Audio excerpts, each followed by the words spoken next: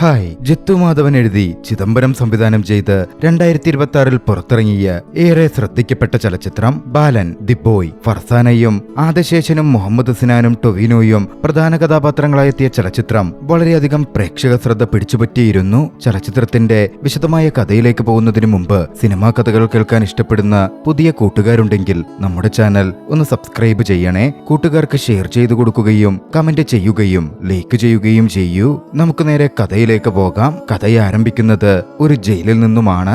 ആ വനിതാ ജയിലിൽ 5 വയസ്സുള്ള ഒരു മകനോടൊപ്പം ഒരമ്മ തന്റെ ശിക്ഷാകാലം അനുഭവിച്ചു വരികയായിരുന്നു. ഒടുവിൽ അവരുടെ ശിക്ഷാകാലം കഴിഞ്ഞ് മോചനം വന്നെത്തിയിരിക്കുന്നു. ആ ചെറിയ കുട്ടിയും അമ്മയും ജയിൽ വിട്ട് പുറത്തേക്ക് പോകുന്നതിൽ വലിയ സന്തുഷ്ടയായിരുന്നു. പോകുന്നതിനു മുമ്പ് ചില കഥകളൊക്കെ ആ കുട്ടിയെ അമ്മ പറഞ്ഞ് പഠിപ്പിക്കുന്നുമുണ്ട്. ജനിച്ചതു മുതൽ ആ ജയിലിൽ ജീവിക്കുന്ന ആ കുട്ടിയാകട്ടെ പുറം ലോകം കാണാൻ പോകുന്നു എന്നതിൽ വലിയ സന്തോഷത്തിലുമായിരുന്നു. അവരങ്ങനെ ജയിൽ വിട്ട് പുറത്തേക്കിറങ്ങാൻ വേണ്ടി നടക്കാൻ തുടങ്ങി. അപ്പോഴാണ് അവിടെ ഉണ്ടായിരുന്ന ആ വനിതാ ജയിലിലെ ഒരു പ്രധാന റൗഡിയെ പോലുള്ള ഒരു സ്ത്രീ അമ്മയെ തന്റെ അടുത്തേക്ക് വിളിക്കുന്നത്. ഷംന എന്നാണ് അവരുടെ പേര്. ലൈംഗിക വ്യാപാരമൊക്കെ ചെയ്യുന്ന ഒരു സ്ത്രീയാണ് അവർ. ആ സ്ത്രീ അമ്മയോട് സംസാരിച്ചു. അവൾക്കിനി ഇറങ്ങാനും കുറച്ച് നാളുകൾ കൂടി ഉണ്ടായിരുന്നെന്നും തന്റെ പവർ ഉപയോഗിച്ചാണ് അവളെ താൻ മോചിപ്പിച്ചത് എന്നുമാണ് ഷംന പറയുന്നത്. അത് മനസ്സിൽ വെക്കണമെന്നും പുറത്തുപോയ ഉടൻ തന്നെ ഫോൺ ചെയ്യണമെന്നും താൻ പറഞ്ഞ കാര്യങ്ങൾ മറന്നു പോകരുതെന്നും ഷംന അവരോട് കൂട്ടിച്ചേർത്തു. കൂട്ടത്തിൽ നമ്മൾ ഒന്നിച്ചു നിന്നാൽ നല്ല പണമുണ്ടാക്കാൻ പറ്റും എന്ന രീതിയിൽ ചെറുപ്പക്കാരിയായ ആ കുട്ടിയുടെ അമ്മയോട് ഷംന സൂചിപ്പിക്കുന്നുമുണ്ട്. ഷംന എന്തർത്ഥത്തിലാണ് അത് പറയുന്നത് എന്ന് ആ അമ്മയ്ക്കറിയാം. എതിർത്തൊന്നും പറയാതെ ഒക്കെ അവർ കേട്ടുനിന്നു. പേപ്പറിൽ എഴുതിയ ഒരു നമ്പറും കൊടുത്തിട്ടാണ് ഷംന അവരെ പറഞ്ഞയച്ചത്. അങ്ങനെ ഒടുവിൽ ആ അമ്മയും മകനും റിലീസായി പുറത്തെത്തി. ജയിൽ മോചിതരായ വ്യക്തികൾക്ക് വേണ്ടിയുള്ള പുനർജനി എന്നൊരു NGOയുടെ കാർഡ് അവിടുത്തെ ജയിലർ ആ സ്ത്രീക്ക് കൊടുത്തിരുന്നു. അമ്മ അതിലേക്ക് നോക്കി. ആ ബാലന്റെ കയ്യിലായിരുന്നു ഷംനത്ത് കൊടുത്ത നമ്പർ ഉണ്ടായിരുന്നത്. അവൻ അതിലേക്ക് നോക്കി നിന്നു. വൈകിയില്ല. അത് രണ്ടും അവിടുത്തെ വേസ്റ്റ് കൊട്ടയിലേക്കിട്ട് മറ്റെന്തോ തീരുമാനിച്ചുറപ്പിച്ച് അവർ യാത്രയാരംഭിച്ചു. ആരും തങ്ങളെ തിരഞ്ഞുവരാത്ത സുരക്ഷിതമായ ഒരിടമായിരുന്നിരിക്കണം ആ അമ്മ ചിന്തിച്ചിട്ടുള്ളത്. അങ്ങനെ തന്റെ മകനെയും കൂട്ടി അവർ ഒരു ദിവസം ദൂരെയുള്ളൊരു ഹോട്ടലിലേക്ക് എത്തി. അവിടുന്ന് ഭക്ഷണവും കഴിച്ചു. ഭക്ഷണം കഴിക്കുന്നതിനിടയിൽ ആ ഹോട്ടൽ നടത്തുന്നത് പ്രായമേറിയ ഒരു മുത്തച്ഛനാണെന്നും അദ്ദേഹത്തെ സഹായിക്കാൻ അവിടെ ആരുമില്ലെന്നും അമ്മ നോക്കിക്കണ്ടിരുന്നു. ആളുകളൊക്കെ പോയി കഴിഞ്ഞപ്പോ അമ്മ നേരെ ആ മുത്തച്ഛന്റെ അടുത്തെത്തി. കയ്യിൽ പണമൊന്നുമില്ല എന്ന കാര്യം പറഞ്ഞു. യാഥാർത്ഥ്യത്തിൽ അവരുടെ പക്കൽ ജയിലിൽ നിന്ന് ജോലി ചെയ്ത് കിട്ടിയ കുറച്ച് പണമുണ്ടായിരുന്നു. പക്ഷെ അത് പുറത്തെടുക്കാൻ ആ അമ്മ കൂട്ടാക്കിയില്ല.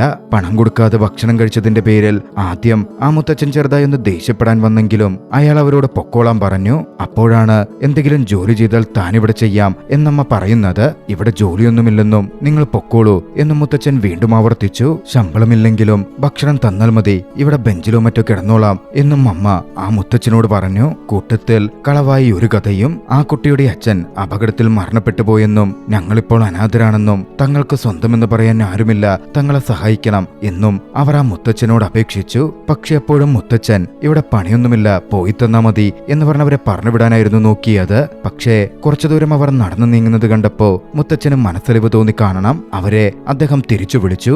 അടുത്ത ദിവസം മുത്തച്ഛൻ കട തുറക്കാനെത്തിയപ്പോ കണ്ടത് അമ്മ മികച്ച രീതിയിൽ രാവിലത്തെ കാര്യങ്ങളൊക്കെ ചെയ്ത് കട തുറന്നിരിക്കുന്നതാണ്. ഒട്ടും കച്ചവടമില്ലാത്ത ആ കടയിൽ അന്ന് ചെറുതായെങ്കിലും കച്ചവടം നടന്നിട്ടുമുണ്ട്. മുത്തച്ഛന് സന്തോഷമായി. അടുത്തൊരു ദിവസം കടയിലൊരു വണ്ടിക്കാരൻ വന്നപ്പോ അമ്മയെ കണ്ട് അമ്മ ആരാണെന്ന മട്ടിൽ മുത്തച്ഛനോട് ചോദിക്കാൻ തുടങ്ങി. അയാളുടെ ഉദ്ദേശവും സംസാരവും അത്ര ശരിയല്ലെന്ന് കണ്ടതും മുത്തച്ഛൻ അയാളെ ഓടിച്ചുവിട്ടു. ആ അമ്മയും മോനും അവിടെ താമസിക്കുന്നത് അത്ര ശരിയാവില്ല എന്ന് തോന്നിയതുകൊണ്ടാകണം മുത്തച്ഛൻ അന്ന് ആ അമ്മയ്ക്ക് അടുത്തു വന്ന് തന്റെ വീടിന്റെ താക്കോൽ കൊടുത്തിട്ട് പറഞ്ഞു, നിങ്ങളിനി ഇവിടെ താമസിക്കണ്ട, വീട്ടിലേക്ക് മാറിക്കോ, എന്റെ മോനും കൊച്ചുമോനുമായിട്ട്. അമ്മ അന്ന് താക്കോല് വാങ്ങി. പക്ഷേ അടുത്ത ദിവസം മുത്തച്ഛൻ കടയിലേക്ക് എത്തിയപ്പോ കട പൂട്ടിയ നിലയിലായിരുന്നു കാണപ്പെട്ടത്. അവിടെ നിന്നും തന്റെ മകനെയും കൂട്ടി ആ അമ്മ പോയി കഴിഞ്ഞിരുന്നു. എവിടെയും ആരുമായും ഒരു ബന്ധമുണ്ടാക്കാനും മറ്റുമൊന്നും ആ അമ്മ ആഗ്രഹിച്ചിരുന്നേയില്ല. തന്റെ മകനായി ജീവിക്കണം എന്ന് മാത്രമേ അവർക്ക് ലക്ഷ്യമുണ്ടായിരുന്നുള്ളൂ. അവർ അവിടെ നിന്ന് വീണ്ടും യാത്ര തുടങ്ങി. അമ്മ തന്റെ മകനോട് പുതിയൊരു കഥ പറഞ്ഞു കൊടുത്തു. അവരുടെ ജീവിതകഥ എന്ന പേരിൽ മറ്റുള്ളവരോട് പറയാൻ മകനായി പുതിയൊരു പേരും നൽകി. അങ്ങനെ ഓരോരോ ഇടങ്ങളിൽ ഓരോരോ പേരുകളിൽ ഓരോരോ ജോലികൾ ചെയ്ത് അവരുടെ ജീവിതം അങ്ങനെ പോയിക്കൊണ്ടേയിരുന്നു. ഓരോയിടത്തും എന്തെങ്കിലും പ്രശ്നമുണ്ടാകുമ്പോൾ തങ്ങൾ തിരിച്ചറിയപ്പെടുമോ എന്ന സംശയം വരുമ്പോൾ ഒക്കെയും അമ്മ തന്റെ മകനെയും ചേർത്ത് പിടിച്ച് മറ്റൊരിടത്തേക്ക് യാത്ര ചെയ്തുകൊണ്ടേയിരുന്നു. അങ്ങനെയിരിക്കെ ഒരിക്കലൊരു കൺസ്ട്രക്ഷൻ സൈറ്റിൽ മറ്റൊരു പേരിൽ അമ്മ ജോലി ചെയ്തുകൊണ്ടിരിക്കെ മുത്തച്ഛന്റെ കടയിൽ വെച്ച് അമ്മയെ കണ്ടിരുന്ന അതേ വഷളൻ യുവാവ് അവിടെ വെച്ച് അമ്മയെ ശ്രദ്ധിച്ചു. പഴയ പേര് പറഞ്ഞ് പരിചയമുള്ള അവിടുത്തെ കോൺട്രാക്ടറുമായി അയാൾ സംസാരിച്ചു. അമ്മ ഒരു തട്ടിപ്പുകാരിയാണ് എന്നവിടെ വെച്ച് തെളിയിക്കലായിരുന്നു അയാളുടെ ലക്ഷ്യം. ബാലനെ അടക്കം പിടിച്ചു നിർത്തി അവന്റെ പേരും കാര്യങ്ങളും അമ്മ പറയുന്നത് സത്യമാണോ എന്നറിയാനുള്ള രീതിയിൽ അമ്മയിൽ നിന്ന് മാറ്റി നിർത്തിപ്പോലും അയാൾ ചോദ്യം ചെയ്തു. പക്ഷേ കൃത്യമായി അമ്മ ബാലനെ പ്രാക്ടീസ് ചെയ്യിപ്പിച്ചിരുന്നതുകൊണ്ട് അയാൾ കുരുപിടുത്തവും കിട്ടിയില്ല. അതിൽ നിന്നും അമ്മ ഊരിപ്പോന്നു. പക്ഷേ അതോടെ അവിടം വിട്ട് അടുത്തടത്തേക്ക് യാത്രയാവാൻ അവൾ പ്രേരിതയായി. അങ്ങനെ ഒടുവിൽ അമ്മ ഒരു വീട്ടിൽ ജോലിക്കാരിയായി ജോലി നോക്കുകയാണ്. ബാലന്റെ അതേ പ്രായത്തിലുള്ള ഒരു പയ്യനും അവിടെ ഉണ്ടായിരുന്നു. നല്ല രീതിയിൽ അവിടെ ജീവിതം മുന്നോട്ട് പോയിക്കൊണ്ടിരിക്കെ ആ വീട്ടിലൊരു ദുരന്തം സംഭവിച്ചു. അവിടുത്തെ പയ്യൻ ഒരപകടത്തിൽ മരണപ്പെട്ടു. വസുദേവിന്റെ കുറച്ച് പേപ്പറുകൾ മറ്റ് കാര്യങ്ങളൊക്കെ ഫോട്ടോസ്റ്റാറ്റ് എടുക്കാനും മറ്റുമായി അക്ഷയിൽ പോയി വരുമ്പോഴായിരുന്നു അമ്മ ആ വിവരം അറിയുന്നത്. അവിടെ നിന്നാൽ പ്രശ്നമാകും, പോലീസ് അന്വേഷണം അടക്കം വരും എന്ന് മനസ്സിലാക്കിയതും അമ്മ മകനുമായി അവിടെ നിന്നിറങ്ങി. ബാലൻ ഐഡന്റിറ്റിയായി വസുദേവിന്റെ ഡോക്യുമെന്റുകൾ അപ്പോൾ അവരുടെ പക്കലുണ്ടായിരുന്നു. അമ്മയുടെ പക്കൽ ഒരു ID കാർഡുമില്ല. അതുകൊണ്ടായിരുന്നു കൂടുതലായും അവർ കഷ്ടപ്പെട്ടുകൊണ്ടിരുന്നത്. അങ്ങനെയിരിക്കെ അത്തവണത്തെ യാത്രയിൽ ബസ് സ്റ്റാൻഡിൽ വെച്ച് മകന് ബൺ വാങ്ങി കൊടുത്തുകൊണ്ടിരിക്കെ അമ്മ ഒരു കാഴ്ച കണ്ടു. മാനസിക രോഗമുള്ള ഒരു സ്ത്രീ അവിടെ ഉണ്ടായിരുന്നു.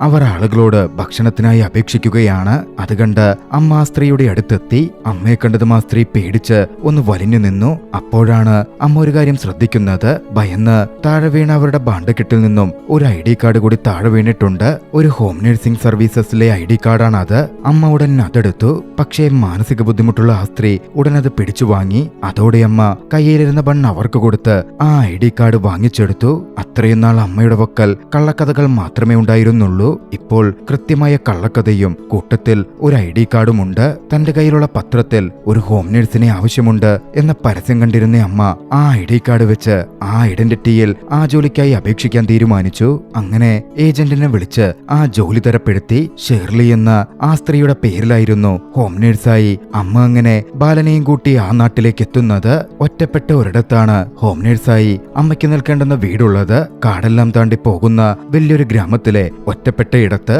അവിടെയാകെ വയസ്സായ ഒരു അമ്മാമ്മ മാത്രമാണുള്ളത്. അമ്മാമ്മയെ നോക്കാനാണ് ഷേർലി എന്ന പേരിലുള്ള അമ്മയെ അവിടെ നിയോഗിച്ചിട്ടുള്ളത്. അമ്മാമ്മയുടെ മക്കളും മറ്റും വിദേശത്താണ്. വിദേശത്തുനിന്ന് എല്ലാ ദിവസവും രാവിലെ 11 മണിക്ക് അമ്മാമ്മയ്ക്ക് മക്കളുടെ കോൾ വരും. ആ കോൾ എടുത്ത് ഷേർലി അമ്മാമ്മയെ പറ്റിയുള്ള എല്ലാ വിവരങ്ങളും അവരോട് പറയണം. നിബന്ധനകളൊക്കെ അംഗീകരിച്ചായിരുന്നു ഷേർലി എന്ന അമ്മ ആ വീട്ടിലേക്ക് എത്തിയത്. വീട്ടിലെത്തിയതും ആ വീട് എങ്ങനെയുണ്ടെന്ന് ചുറ്റും നടന്നു നോക്കിയവർ പരിശോധിച്ചു. അപ്പോഴാണ് ഫോൺ റിങ് ചെയ്തത്. 11 മണിയായിട്ടുണ്ട്. അമ്മ ഫോൺ എടുത്ത് താൻ പുതിയ ഹോം നഴ്സാണ് എന്ന കാര്യം മോനോട് പറഞ്ഞു. വിവരമറിഞ്ഞ മോൻ ഫോൺ കട്ട് ചെയ്തതും പെട്ടെന്ന് അവരുടെ പിന്നിൽ തോക്ക് ചൂണ്ടി വീൽ ചെയറിലിരിക്കുന്ന അമ്മാമ്മ പ്രത്യക്ഷപ്പെട്ടു. വളരെ ഗൗരവത്തിൽ ആരാണ് അവളെന്ന് ചോദിച്ചുകൊണ്ടാണ് അമ്മാമ്മ നിൽക്കുന്നത്. അമ്മയാകെ ഭയന്നു പോയിരുന്നു. താൻ ഹോം നഴ്സാണെന്നും അയ്പ പറഞ്ഞിട്ട് വന്നതാണെന്നും അമ്മ അമ്മാമ്മയോട് പറഞ്ഞു. പ്രത്യേക പ്രകൃതക്കാരിയായിരുന്നു അമ്മാമ്മ. വല്ലാത്തൊരു വാശിയും ഗൗരവവും ദേഷ്യവും ഒക്കെ പ്രകടമാക്കുന്നുണ്ട്. എന്തായാലും നന്നായിട്ടൊക്കെ നിന്നോളണമെന്ന് അമ്മയ്ക്ക് വാണിംഗ് കൊടുത്ത്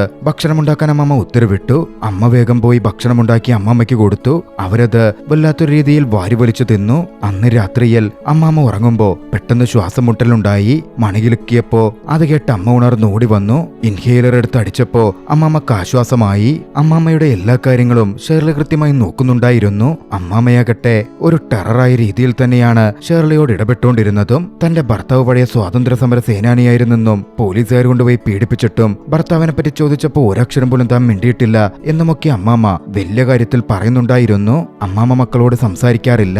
അതിനെപ്പറ്റി ഷേർലി ചോദിച്ചപ്പോഴായിരുന്നു അമ്മാമ്മ ഈ കഥകളൊക്കെ പറഞ്ഞത്. ഷേർലി എന്ന പേരിൽ അവിടെ ഉണ്ടായിരുന്ന അമ്മ പിന്നീട് തന്റെ മകനെ വസുദേവ് എന്ന ആ പേരിൽ അവിടെയുള്ള ഒരു സ്കൂളിൽ കൊണ്ടു ചേർത്തു. അവിടെ മറ്റൊരു കള്ളക്കഥയായിരുന്നു തന്റെ മകനെ പറ്റിയും തന്റെ ഭർത്താവിനെ പറ്റിയുമൊക്കെ അമ്മ പറഞ്ഞു വെച്ചത്. അങ്ങനെ വൈകാതെ ബാലൻ സ്കൂളിൽ പോയി തുടങ്ങി. പക്ഷേ എന്തൊക്കെ പറയണം പറയണ്ട എന്ന വ്യക്തമായ നിർദ്ദേശം തന്റെ മകന് ആ അമ്മ കൊടുത്തിരുന്നു. ഗ്രാമത്തിലെ ഒറ്റപ്പെട്ടയിടത്താണ് ആ വീടെന്ന് പറഞ്ഞല്ലോ. ആ വീട്ടിൽ അവിടുത്തെ നാട്ടുകാരായ പയ്യന്മാർ മാങ്ങ മോഷ്ടിക്കാനായി വരുമായിരുന്നു. പക്ഷെ അവരുടെ വരവ് കൃത്യമായിട്ട് അമ്മാമ്മയ്ക്ക് മനസ്സിലാകും. അമ്മാമ്മ തന്റെ തോക്കെടുത്ത് വീൽ ചെയറിൽ അങ്ങോട്ടേക്ക് പാഞ്ഞു വിടും. വെടിപൊട്ടിച്ച് കുട്ടികളെ ഭീഷണിപ്പെടുത്തി പീഡിപ്പിച്ച് അവിടെ നിന്ന് ഓടിക്കും. അമ്മാമ്മയുടെ ഈ പ്രവൃത്തി കണ്ട് അമ്മ വല്ലാതെ ഭയക്കുകയും മറ്റും ചെയ്യുന്നുണ്ടായിരുന്നു. ഒരിക്കൽ അമ്മാമ്മ അമ്മയുടെ നേരെ പോലും തോക്ക് ചൂണ്ടി പൊട്ടിച്ചു. അമ്മ വല്ലാതെ ഭയന്നിരുന്നു. പക്ഷെ പിന്നാലെയാണ് അമ്മാമ്മ കാര്യങ്ങൾ വ്യക്തമാക്കുന്നത്. ആ തോക്കിലിട്ടിരിക്കുന്ന വെടിയുണ്ട് വെറും ബ്ലാക്ക് പ്രാങ്കാണ്, അത് ശബ്ദം മാത്രമേ ഉണ്ടാക്കൂ, യഥാർത്ഥ വെടിയുണ്ടയിട്ട് താൻ പൊട്ടിക്കാറില്ല, കുട്ടികളെ പേടിപ്പിക്കാനും മറ്റുമായി ഉപയോഗിക്കുന്നതാണിത്. അമ്മാമ്മ ഒറ്റയ്ക്ക് താമസമായതുകൊണ്ട് നാട്ടിൽ പൊതുവെ അമ്മാമ്മയുടെ കയ്യിൽ തോക്കുണ്ടെന്നും അവിടെ കയറിയാൽ കയറുന്നവരെ വെടിവെച്ചു കൊല്ലും എന്നൊരു പ്രതീതിയുണ്ടാക്കാനുമായിരുന്നു അമ്മാമ്മ അങ്ങനെ ജീവിച്ചു പോന്നത്. അങ്ങനെ നാളുകൾ സുഗമമായി മുമ്പോട്ട് പോയിക്കൊണ്ടിരുന്നു. വീടിന്റെ പിൻവാതിലൂടെയാണ് മകനെ സ്കൂളിലാക്കാൻ അമ്മ പോയിക്കൊണ്ടിരുന്നത്. എല്ലാ ദിവസവും കാട്ടിലൂടെ നടന്ന് സ്കൂൾ ബസ് വരുന്നിടത്തെത്തിച്ച് മകനെ സ്കൂളിലേക്ക് വിടും, തിരികെ വന്ന് കൂട്ടുകയും ചെയ്യും. ഇതായിരുന്നു പതിവ്. ഇതൊക്കെ അമ്മമ്മ ശ്രദ്ധിക്കുന്നുണ്ടായിരുന്നു. ഒരു ദിവസം അമ്മാമ്മ അതിനെപ്പറ്റി അവളോട് ചോദിച്ചു. നീ എന്നെ അറിയിക്കാതെ പുറകിലൂടെ മോനെ കൊണ്ട് സ്കൂളിൽ പോകുന്നത് ഞാൻ ശ്രദ്ധിക്കുന്നുണ്ട്. നീ എന്തോ തെറ്റ് ചെയ്തിട്ടാ വന്നിരിക്കുന്നതെന്ന് എനിക്കറിയാം. പക്ഷെ അത് നീ അറിയാതെ ചെയ്തതായിരിക്കും. നീ വീണ്ടും ആ തെറ്റ് ചെയ്യാൻ വിചാരിച്ചിരുന്നെങ്കിൽ ഉറപ്പായിട്ടും നീ നിന്റെ മോനെ സ്കൂളിൽ ചേർക്കില്ലായിരുന്നല്ലോ. നീ അതുകൊണ്ട് പേടിക്കണ്ട, ധൈര്യമായി നീ മുൻവാതി കൂടെ തന്നെ അവനെ കൊണ്ടുപോക്കോ. എനിക്കൊരു പ്രശ്നവുമില്ല. നിന്റെ ഉദ്ദേശം മോഷണവുമല്ല. ഇങ്ങോട്ടേക്ക് നിന്നെ അന്വേഷിച്ച് ആരും വരാനും പോകുന്നില്ല.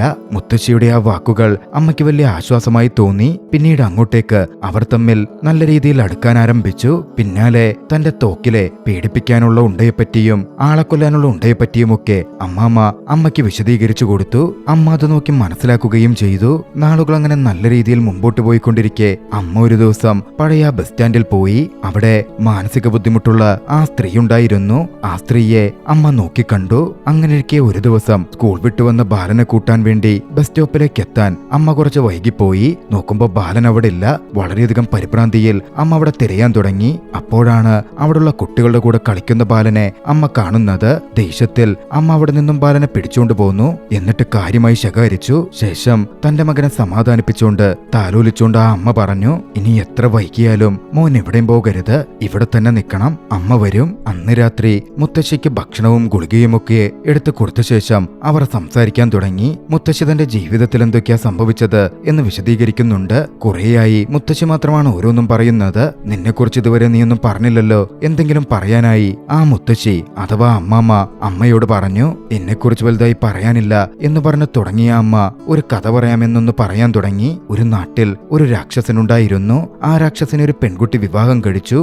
പോകെയാണ് രാക്ഷസന്റെ യഥാർത്ഥ മുഖം പുറത്തു വന്നത്. ആ പെൺകുട്ടി ഒരു അടിമയെപ്പോലെയായിരുന്നു അയാൾ നോക്കിയിരുന്നത്. ഒരു ഘട്ടത്തിനു മുകളിൽ താൻ ഗർഭിണിയാണെന്ന കാര്യം പെൺകുട്ടിക്ക് മനസ്സിലായി. അതോടെ പിറക്കാൻ പോകുന്ന കുട്ടിയെക്കുറിച്ച് മാത്രമായി ആ പെൺകുട്ടിയുടെ ചിന്ത.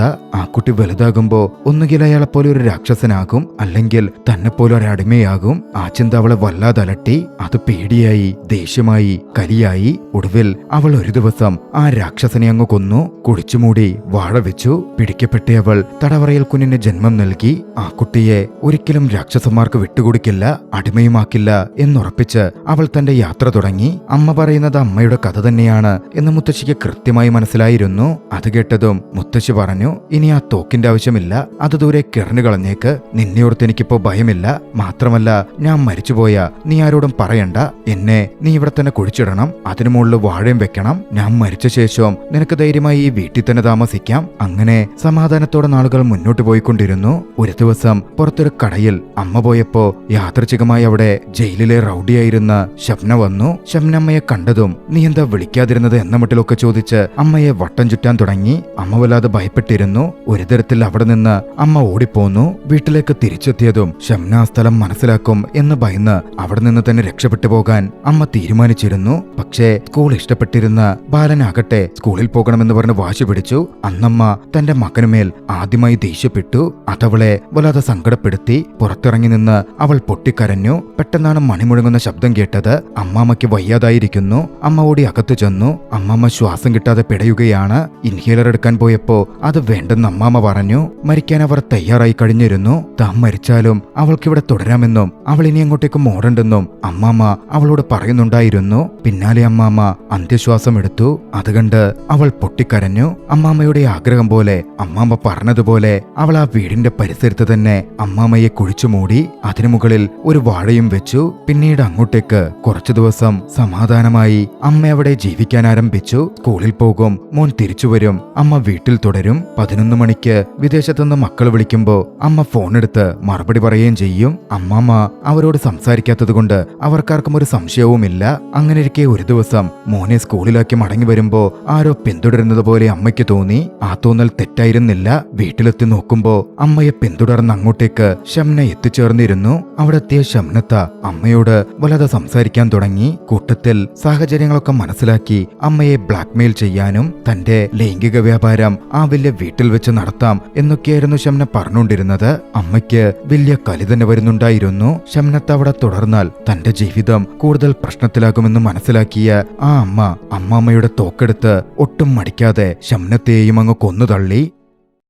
പിന്നാലെ ചോരയും മറ്റും കഴുകിക്കളഞ്ഞ് ബാക്കി കാര്യങ്ങൾ ചെയ്യാൻ ആരംഭിച്ചു. അപ്പോഴാണ് ഐപ്പിന്റെ ഫോൺ വരുന്നത്. അമ്മാമ്മയുടെ മക്കളും കൊച്ചുമക്കളും എല്ലാവരും സർപ്രൈസായി അങ്ങോട്ടേക്ക് വരുന്നുണ്ടത്രേ. വൈകാതെ അവർ അവിടെ എത്തിച്ചേരും. അമ്മ വല്ലാതെ ഭയന്നു. ബാലനാണെങ്കിൽ സ്കൂൾ വിട്ട് വന്നിട്ട് പോലുമില്ല. അധികം വൈകാതെ അമ്മാമ്മയുടെ മക്കളും മറ്റും അങ്ങോട്ടേക്ക് എത്തി. ബാലൻ സ്കൂൾ വിട്ട് ബസ് സ്റ്റോപ്പിൽ വന്നിറങ്ങി. എന്തു ചെയ്യുമെന്നറിയാതെ അമ്മ വലിയ ആശങ്കയിലായിരുന്നു. ഒടുവിൽ രണ്ടും കൽപ്പിച്ച് അവർ തോക്കെടുത്തു. അങ്ങോട്ടേക്ക് വരുന്ന അമ്മാമ്മയുടെ മക്കളെയും മറ്റും കൊല്ലാം എന്ന ഉറപ്പിൽ അമ്മ തോക്കുമായിട്ടങ്ങനെ നിൽക്കാൻ തുടങ്ങി. അവരെത്തി വാതിൽ തുറന്നതും ഒരു വെടിയൊച്ച മുഴങ്ങിക്കേട്ടു. ബാലനാകട്ടെ ബസ് സ്റ്റോപ്പിൽ അമ്മ വരുമെന്ന പ്രതീക്ഷയിൽ അമ്മയെ കാത്തിരുന്നോണ്ടിരുന്നു. കഥ അവിടെ നിന്നും സ്ഥലത്തെ പോലീസ് സ്റ്റേഷനിലേക്ക് തിരിയുന്നു. അവിടുത്തെ CI ഫ്രാൻസിസ് ആണ്. പ്രധാനപ്പെട്ട ഒരു CPO ആണ് പവിത്രൻ മൊത്തത്തിൽ ചെറിയൊരു കൈക്കൂലിക്കാരനും വൈരാഗ്യം മനസ്സിൽ സൂക്ഷിക്കുന്ന ഒരു വ്യക്തിയുമാണ്. ആ വൈരാഗ്യത്തിന്റെ പുറത്ത് ഒരു പാസ്പോർട്ട് വെരിഫിക്കേഷൻ പവിത്രൻ തിരിച്ചയച്ചിരുന്നു. ഫ്രാൻസിസ് അതിനെ ചോദ്യം ചെയ്തു. ഫ്രാൻസിസും പവിത്രനും തമ്മിൽ അത്ര നല്ല ടേംസിലൊന്നുമല്ല. അതിനൊരു പ്രധാന കാരണം അവിടുത്തെ കോൺസ്റ്റബിളായ സിസിലി എന്നൊരു പെൺകുട്ടിയാണ്. സിസിലിയും പവിത്രനും തമ്മിൽ സ്നേഹബന്ധമാണ്. വിവാഹം കഴിക്കാനും പദ്ധതിയുണ്ട്. ഫ്രാൻസിസിനും സിസിലിയുടെ മേലൊരു നോട്ടമുണ്ടായിരുന്നു. പവിത്രന്റെ സ്വഭാവം അറിയുന്നത് കൊണ്ട് തന്നെ അവിടുത്തെ മറ്റുദ്യോഗസ്ഥർ സിസിലിയോട് മറ്റു നല്ല ബന്ധം നോക്കാൻ പറഞ്ഞെങ്കിലും പവിത്രന്റെ കാര്യത്തിൽ സിസിലി ഉറച്ചു നിന്നിരുന്നു. അങ്ങനെ ഇരിക്കെയാണ് ബസ് സ്റ്റോപ്പിൽ ഒരു കുട്ടി തനിച്ചു നിൽക്കുന്നു എന്ന വാർത്ത പോലീസ് സ്റ്റേഷനിൽ നാട്ടുകാർ വിളിച്ചെത്തുന്നത്.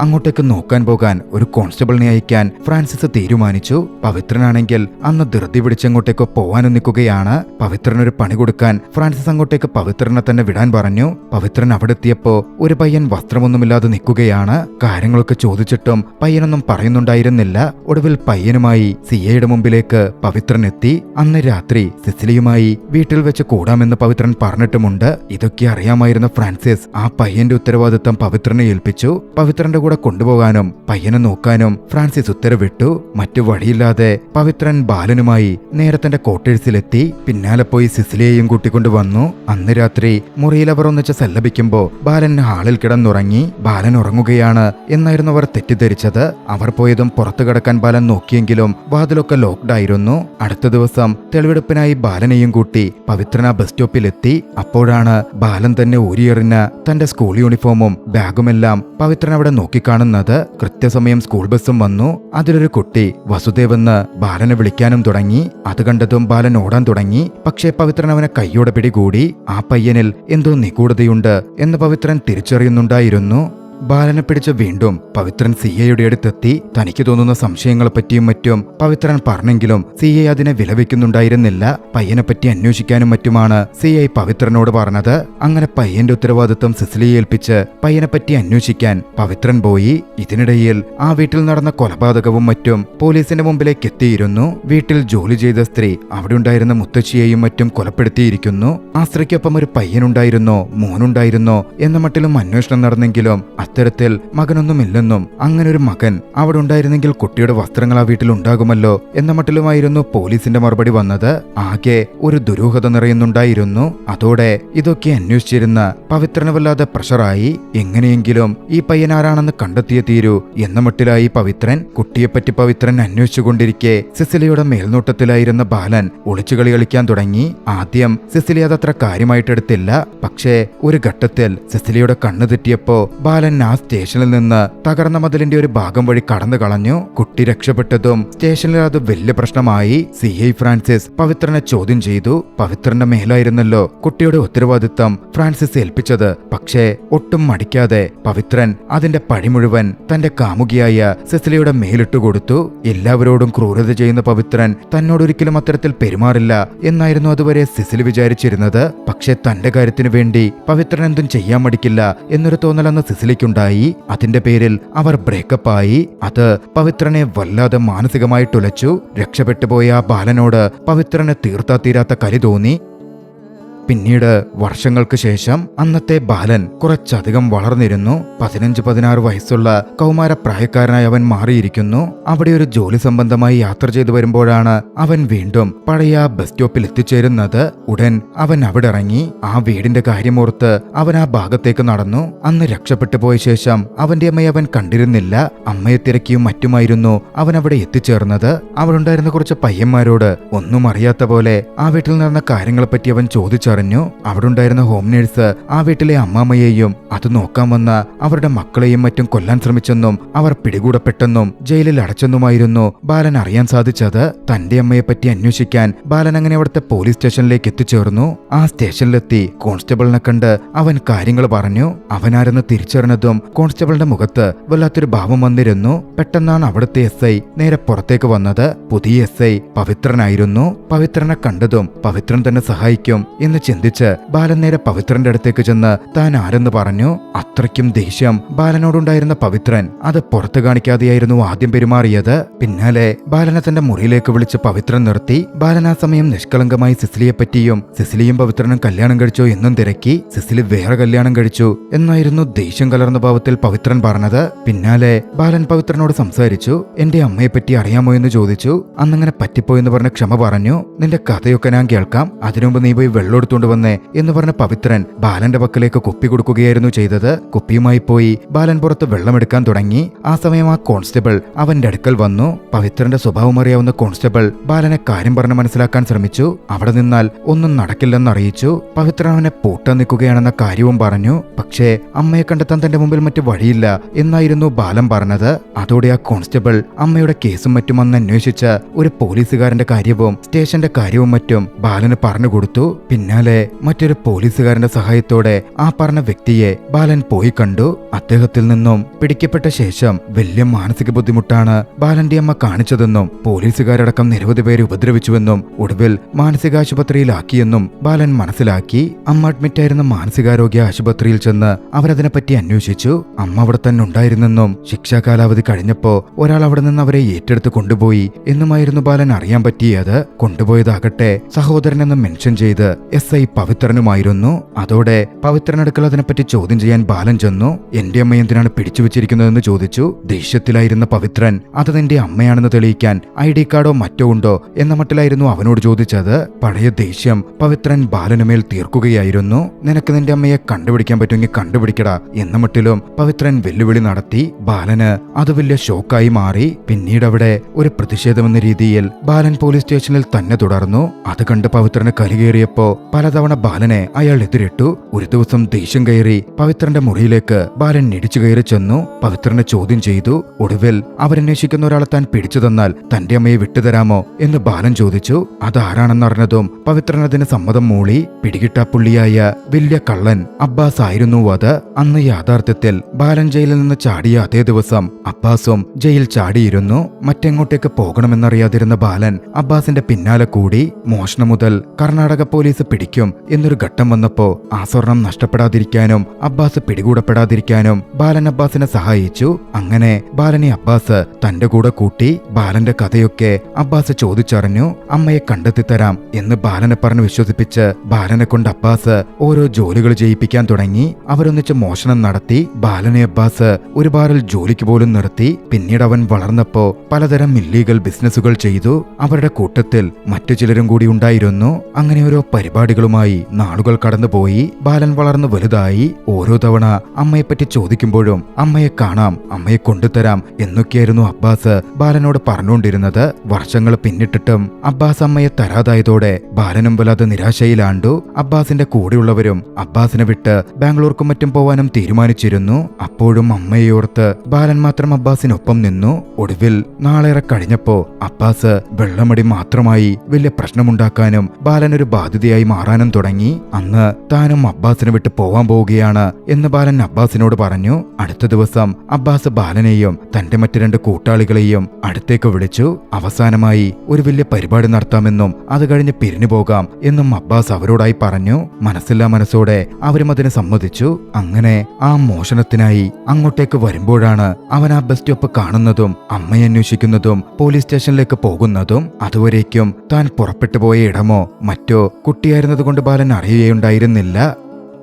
ഇതേ സമയം മോഷണത്തിനായി എത്തിയിരുന്ന അബ്ബാസും മറ്റംഗങ്ങളും ബാലനെയും കാത്ത് ഒരു വീട്ടിൽ നിൽക്കുകയായിരുന്നു. ബാലൻ അങ്ങോട്ടേക്ക് വന്നു. ബാലന് പിന്നാലെ പോലീസുമുണ്ടായിരുന്നു. അങ്ങോട്ടേക്ക് വന്ന ബാലനെ കണ്ടതും അബ്ബാസ് അവനോട് സംസാരിച്ചു. അവന്റെ അമ്മയെ കണ്ടുകിട്ടി എന്ന കാര്യം പറഞ്ഞു. ബാലൻ അക്ഷരാർത്ഥത്തിൽ ഞെട്ടിയിരുന്നു. പിന്നാലെ അബ്ബാസ് കാര്യങ്ങൾ വിശദീകരിച്ചു. ബാലൻ അബ്ബാസിന്റെ അടുത്തെത്തിക്കഴിഞ്ഞ് കുറച്ചു നാളുകൾ കഴിഞ്ഞപ്പോ ബാലന്റെ അമ്മയെപ്പറ്റി അന്വേഷിക്കാൻ അബ്ബാസ് പോയിരുന്നു. ആ സമയത്താണ് അവന്റെ അമ്മയെ പോലീസ് പിടിച്ചെന്നും ജയിലിലാണെന്നുമൊക്കെ അബ്ബാസ് അറിയുന്നത്. അമ്മ ജയിലിലാണെങ്കിൽ ബാലൻ എങ്ങോട്ടേക്ക് പോകും എന്ന് ചിന്തിച്ച അബ്ബാസ് ബാലനെ അത് അറിയിക്കാതെ തന്റെ കൂടെ നിർത്തി നന്നായി വളർത്താൻ തീരുമാനിച്ചു. സ്വന്തം മകനെ പോലെയാണ് അബ്ബാസ് അവനെ വളർത്തിയതും. ഒടുവില് ശിക്ഷാ കാലാവധി കഴിഞ്ഞപ്പോ അമ്മയെ മെന്റൽ ഹോസ്പിറ്റലിൽ നിന്ന് ഒരു പവിത്രൻ ഏറ്റെടുത്തു എന്ന വിവരം ഞാൻ അറിഞ്ഞു. അതും ഈ അടുത്താണ്.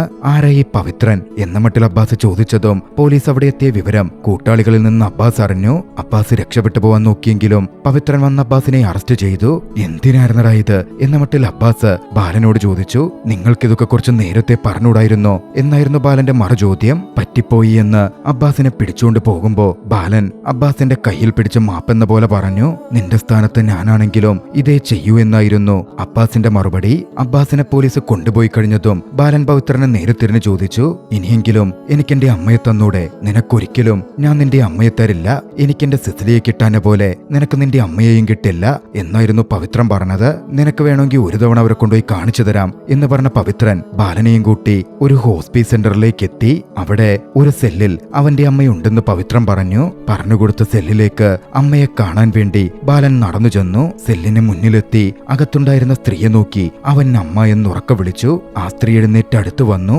മുഖം തെളിഞ്ഞപ്പോൾ അതവന്റെ അമ്മയായിരുന്നില്ല, മറിച്ച് ബസ് സ്റ്റാൻഡിൽ വെച്ച് കണ്ടിരുന്ന മാനസിക രോഗിയായ ആ സ്ത്രീയായിരുന്നു. അതോടെ ബാലൻ അവിടുന്ന് പുറത്തേക്ക് ഇറങ്ങിയോടി. അവന്റെ മുഖത്ത് പുഞ്ചിരിയുണ്ടായിരുന്നു. എന്താണ് നടന്നിരിക്കുക എന്നവൻ ഊഹിക്കാൻ കഴിഞ്ഞു. യാഥാർത്ഥ്യത്തിൽ ബാലന്റെ അമ്മ സുരക്ഷിതമായി ആ വീട്ടിൽ താമസിക്കാൻ തുടങ്ങിയതിനു ശേഷം ബസ് സ്റ്റാൻഡിൽ പോയി ആ സ്ത്രീയെ ആ വീട്ടിലേക്ക് കൊണ്ടുവന്നിരുന്നു. പിന്നീട് ആ സ്ത്രീയെ അവർ ശുശ്രൂഷിച്ചു. ഒടുവിൽ അന്നത്തെ ആ സംഭവം നടന്ന ദിവസം അമ്മാമ്മയുടെ മക്കളും മറ്റും എത്തുമ്പോ ആ സ്ത്രീയായിരുന്നു തോക്ക് ചൂണ്ടി അമ്മ അവർക്ക് നേരെ നിർത്തിയത്. മാനസിക രോഗിയായ ഷേർലി എന്ന ആ സ്ത്രീയെ തന്നെയായിരുന്നു കൊലപാതകിയെന്ന് തെറ്റിദ്ധരിച്ച് പോലീസ് അറസ്റ്റ് ചെയ്തതും ശിക്ഷാ നടപടികൾക്ക് വിധേയമാക്കിയതും. ബാലന്റെ യഥാർത്ഥയമ്മ ഇതിലൊന്നും പെടാതെ രക്ഷപ്പെട്ടു പോയിരുന്നു. അവിടെ നിന്ന് ഓടിയിറങ്ങിയ ബാലൻ നേരെ പോയത് അതേ ബസ് സ്റ്റോപ്പിലേക്കായിരുന്നു. കുട്ടിക്കാലത്ത് അമ്മ പറഞ്ഞ വാക്കുകൾ ഓർത്ത് അവൻ ആ ബസ് സ്റ്റോപ്പിലിരുന്നു. എത്ര വൈകിയാലും അമ്മ വരുമെന്ന ആ വാക്ക്, അവന്റെ ആ കാത്തിരിപ്പ് വെറുതെയായില്ല.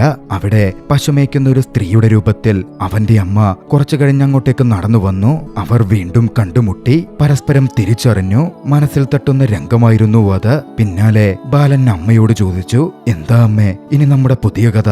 അമ്മയും മകനും ഒന്നിച്ചുള്ള യാത്ര തുടരും എന്ന സൂചനയോടെ ആ ദൃശ്യത്തിൽ ചലച്ചിത്രം അവസാനിക്കുകയാണ്. രസകരമായ ഈ ഒരു മിസ്റ്ററി ത്രില്ലർ ചലച്ചിത്രം നിങ്ങൾക്കിഷ്ടമായെങ്കിൽ വീഡിയോ ലൈക്ക് ചെയ്യുക. അഭിപ്രായങ്ങളും നിർദ്ദേശങ്ങളും കമന്റുകളിൽ രേഖപ്പെടുത്തുക. കഴിയുമെങ്കിൽ ചാനൽ സബ്സ്ക്രൈബ് ചെയ്തും കൂട്ടുകാർക്ക് ഷെയർ ചെയ്തു കൊടുത്തും ഞങ്ങളെ സപ്പോർട്ട് ചെയ്യുക. അടുത്ത എപ്പിസോഡിൽ മറ്റൊരു മികച്ച ചലച്ചിത്രവുമായി നമുക്ക് കണ്ടുമുട്ടാം. അതുവരെ ബൈ.